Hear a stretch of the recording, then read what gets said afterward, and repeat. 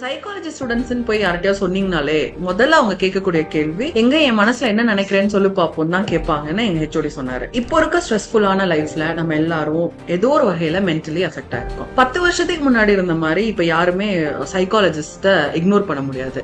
இப்ப சைக்காலஜிஸ்டோட நீட் ரொம்பவே தேவையாவும் இருக்கு. If you're an empathetic person and if you like to learn about human behaviors, then psychology is the course for you. BSc சைக்காலஜில abnormal psychology, developmental psychology மாதிரி நிறைய இன்ட்ரெஸ்டிங்கான சப்ஜெக்ட்ஸ்லாம் நீங்க படிப்பீங்க. இதுல டெவலப்மெண்டல் சைக்காலஜி அப்படின்றது ஒரு குழந்தையோட பிறப்புல இருந்து இறப்பு வரைக்கும் நடக்கக்கூடிய சைக்காலஜிக்கல் சேஞ்சஸ் அண்ட் growth பத்தி படிக்கிற சப்ஜெக்ட். அப்நார்மல் சைக்காலஜி அப்படின்றது ஒரு மென்டல் டிசார்டரோட சைன்ஸ் அண்ட் சிம்டம்ஸ், காசஸ், அதோட ட்ரீட்மெண்ட்ஸ் பத்தி படிக்கிறது. பிஎஸ்சி சைக்காலஜி முடிச்சுட்டு பிஜில clinical psychology, applied psychology, psycho oncology இந்த மாதிரி நிறைய ஹேப்பனிங்கான கோர்சஸும் இருக்கு. அதுல இன்ட்ரெஸ்ட் இல்லாதவங்க யூபிஎஸ்சி எக்ஸாம்ஸ்ல கூட psychology is an optional paper. இந்த கோர்ஸ் நீங்க படிக்கணும்னா +2ல பயோ குரூப் எடுத்துருக்கணும்னு அவசியம் இல்லை. ஹை பேயிங் ஜாப், மெடிக்கல் ஃபீல்ட்ல ஒர்க் பண்ணணும், படிக்க இன்ட்ரெஸ்டிங்காவும் இருக்கணும்னு நினைச்சீங்கன்னா this is the course for you. இந்த கோர்ஸ் பத்தி உங்களுக்கு இன்னும் இன்ஃபர்மேஷன் தேவைப்பட்டு நம்ம வெப்சைட்டை போய் விசிட் பண்ணுங்க.